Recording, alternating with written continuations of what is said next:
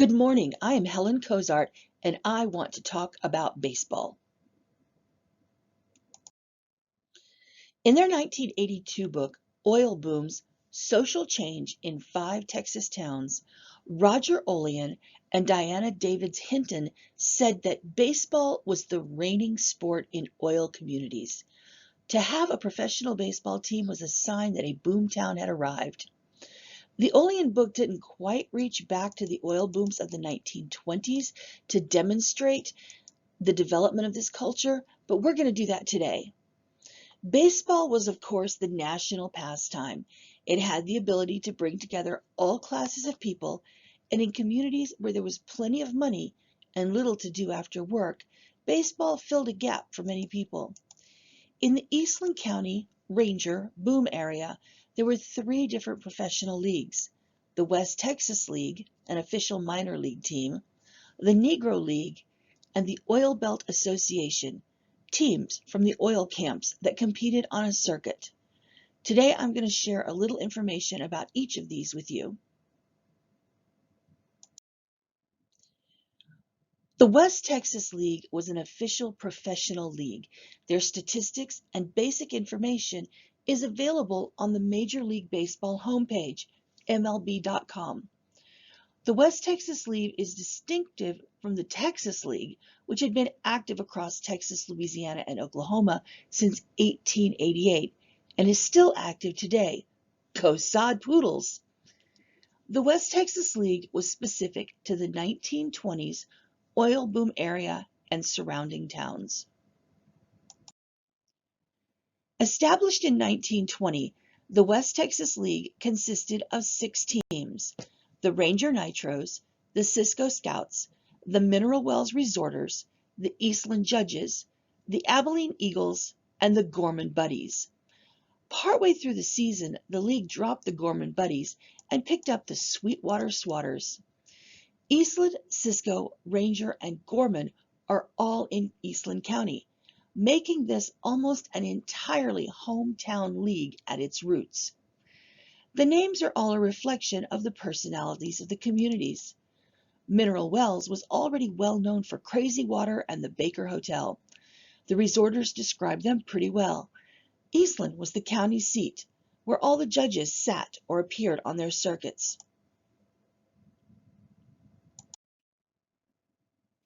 Ranger has a great origin story for their name. To determine the name of the new team in Ranger, a contest was held.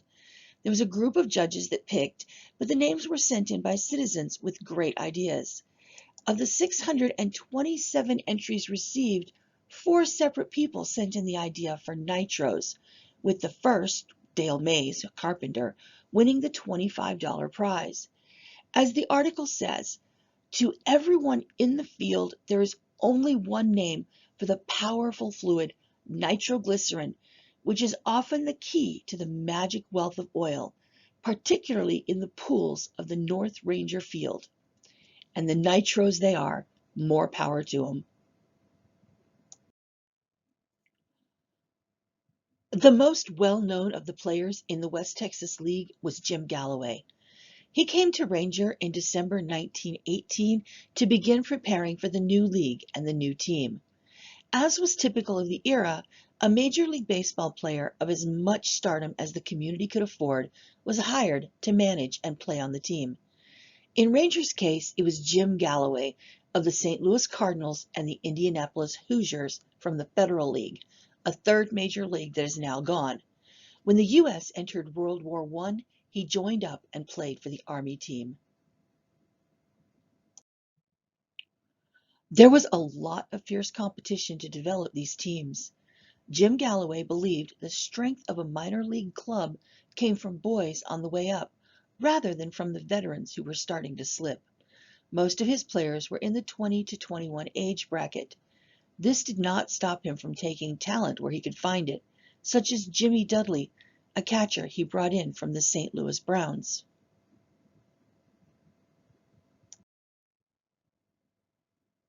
Jim Galloway only lasted 1 season with Ranger, though. His excellence in leading the team to the D-League championship led to an offer of a AAA team, the Dallas Submarines. Abilene took the second season championship, and Amarillo took the third season.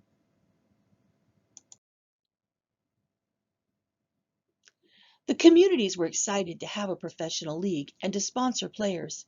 In Ranger, a new stadium was built by the city at Municipal Park, but it became a sensation when a cover over the spectators' bleachers was added by the fans in the middle of the first season. There was a fundraising game held with all gate proceeds going toward the funding of the roof. As a fan-led event, none of the professional players were allowed to play. The exhibition game was turned into a community event and celebration, and the newspaper did plenty of coverage prior to the event, including when it got postponed a week because of rain. On Sunday, May 23, 1920, the Fats and the Leans finally met, raising $310.75 for the cause. Playing all in good fun, the stories of both the preparation for the game and the game itself are worth a mention. On the 22nd, the paper describes the opposing teams and their work ethic with 9 ponderous players, best of their weight in this section, have been working out nightly at Municipal Park and will have something to say to the fans when they dash out at 4 p.m. to defend their fair names against the attack of the sinewy aggression of the Leans. On the other hand, the Leans will be in no shape to meet the heavy boys. The game will not be won orally, and that is the only practice the Leans have been doing.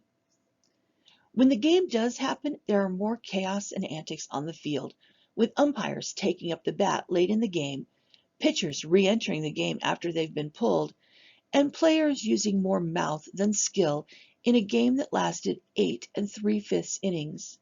At the end of the 5th inning, the score was 10-10, but at the end of the 7th, it was 19 or 20-9 Leans.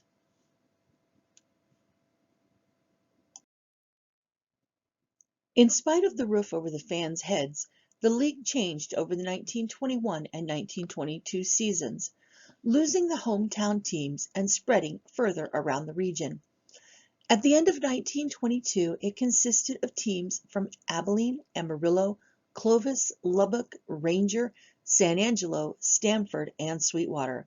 It was almost entirely gone from Eastland County. There was no 1923 season, though there was a resurgence attempt in 1928 and 1929 for the name West Texas League from some of the teams. After the 1922 season, the local teams kept playing at home with the Oil Belt Association, including the Nitros, which turned independent and kept the name. When Ranger Junior College was established in 1926, it adopted the Nitros colors of purple and white. The West Texas League was not the only baseball played in this region during this period, and all the Ranger teams played their games on the Nitro Field, regardless of their affiliation or association. The park was owned by the city and open to all contests with the approval of the Park Association. One of the most important affiliations was the Negro League. Baseball was highly segregated, but the population could not get enough.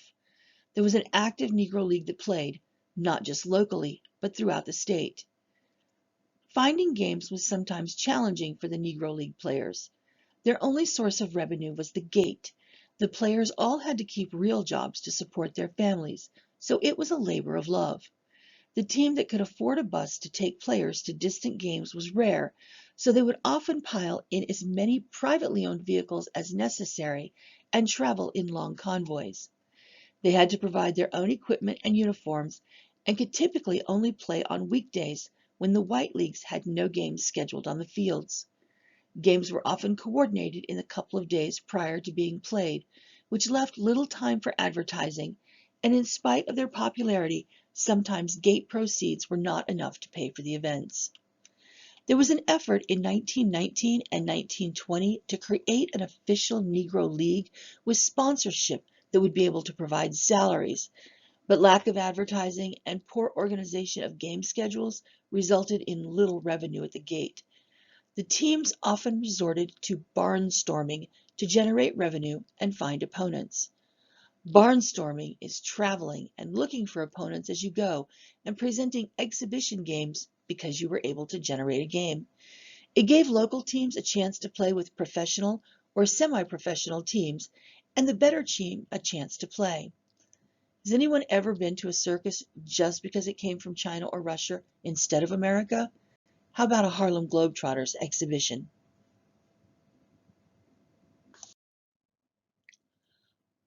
Ranger had the Oil Stars, with James Ligon as coach. He called them gems which will make the diamond twinkle, and was truly one of those who led by example. James Ligon was more than a coach for the Negro League in the area. He was an active citizen who participated in his community, especially on April 5, 1927, when he cast a vote in the Democratic primary in the first election after the Supreme Court overthrew the Texas law that forbid blacks to vote in primary elections. The paper even points out, somewhat proudly, that he paid the poll tax instead of signing the register that it was already paid, as do a majority of white folks. There's not a lot of information about the local Negro League available, and sources are primarily scores in newspapers. The Ranger Times reported the games, but the key source is the Dallas Express, a black newspaper of the era. Through this, we find out many of the team and player names.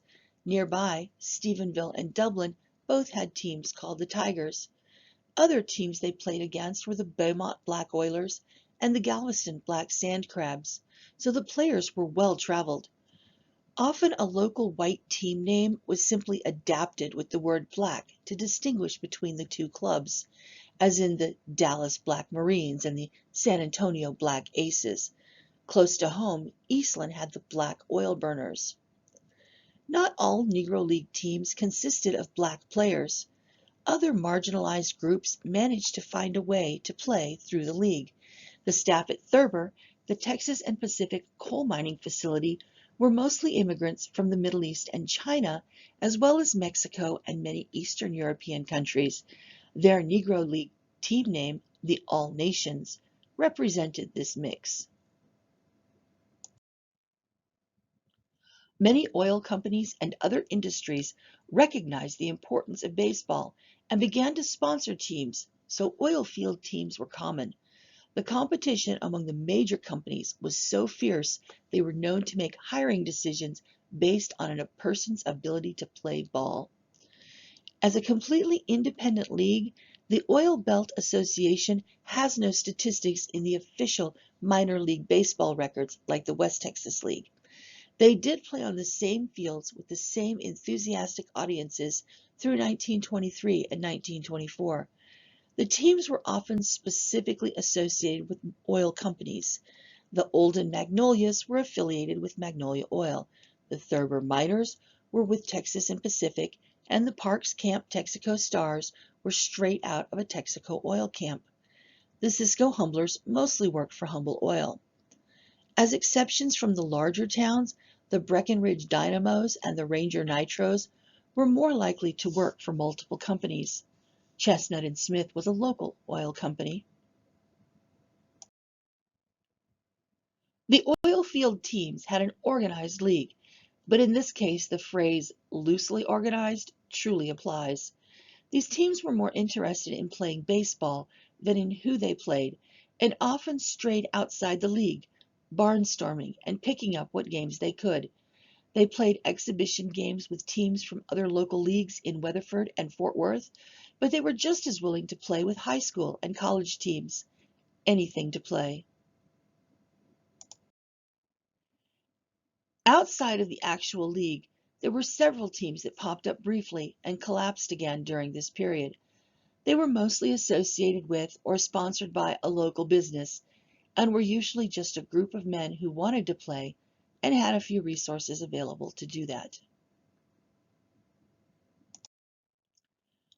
One of those loose teams was the Heyman Oilers.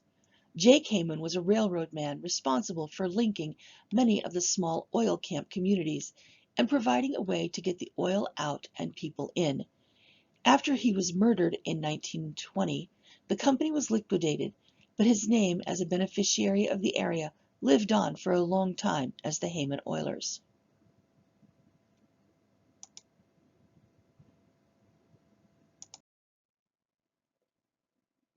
In all of the leagues, none of the main towns were more than 30 miles apart, making it easy to travel for games within the league. But all of the teams also traveled to play outside the league. It was just important to play. It was also inexpensive entertainment. A game was 55 cents for the ladies and 75 cents for gentlemen. It filled up the afternoons and evenings, creating a sense of community and excitement.